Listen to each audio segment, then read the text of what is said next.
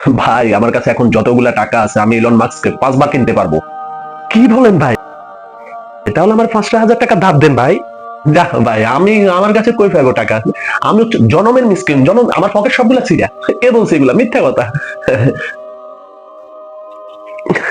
লাগবে না ভাই, আপনার টাকা লাগবে না, আপনার টাকা আপনার কাছে রাখেন, হয়েছে। হ্যাঁ আচ্ছা ওকে, যেহেতু ওর আজকে কোনো টাকাই লাগবে না, তাহলে চলুন আজকে আমরা পৃথিবীর সবচেয়ে ধনী ব্যক্তিগুলোর নাম জেনে আসি এবং ওদের কাছে কতগুলা টাকা আছে ওইটা জেনে আসি। এক, এলন মাস্ক। তিনি টেসলা এবং স্পেসএক্স এর মালিক। তার মোট সম্পত্তির পরিমাণ $342 বিলিয়ন। 2 number, Mark Zuckerberg. ও ফেসবুক এবং মেটার মালিক।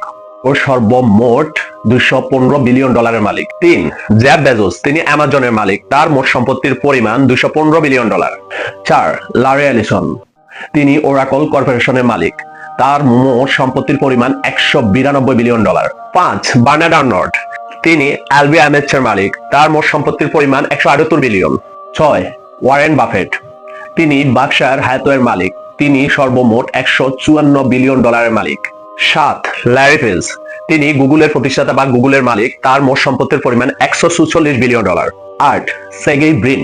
তিনি গুগলের মালিক। গুগলের কিন্তু 2 জন মালিক, যেহেতু শেয়ারদার দুজনের আলাদা আলাদা মালিকানা আছে এবং আলাদা আলাদা বিলিয়নিয়ার। তিনি মোট $138 বিলিয়ন মালিক।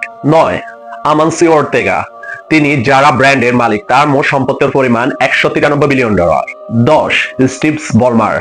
তিনি মাইক্রোসফটের সাবেক সিইও ছিলেন, এখন তিনি বলমার গ্রুপের মালিক।